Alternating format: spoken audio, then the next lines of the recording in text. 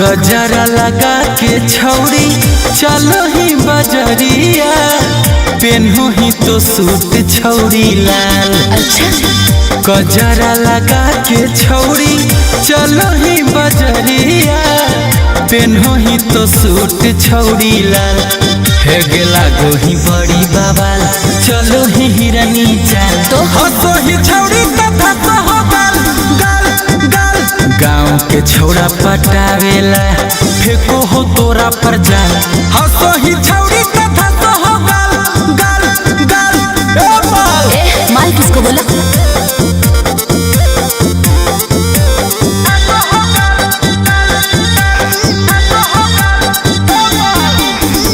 कनवा में बाली लाल लागो हो कमाल गे, दिल में लग आग जब पलटो ही तो बाल गे। पागल ही की रे।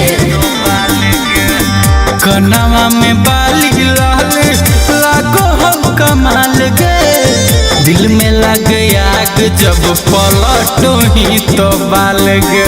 की कहियो दिलवा के हाल, बजो करजवा में झाल। हंसो ही छौरी तथा तो हो गाल गाल गाल गाल। गाँव के छौड़ा पटावेला, फेंको हो तोरा पर जाल। हंसो ही छौरी तथा तो हो गाल गाल गाल गाल। अरे भागने की नहीं जैसे।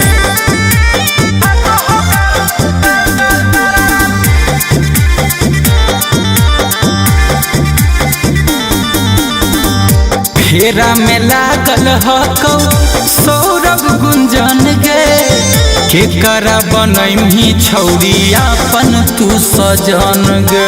अरे अब तू पिटाई दे।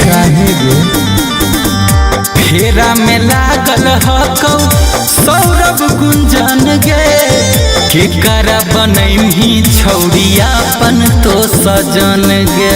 उठो हो मन में सवाल, के करही छौरी माल। हंसो ही छौरी तथा तो हो गाल गाल गाल गाल। गाँव के छौड़ा पटावेला, फेंको हो तोरा पर जाल। हंसो ही छौरी तथा तो हो गाल गाल गाल गाल। धसे दे एकरे पे तो दुनिया फिदा है।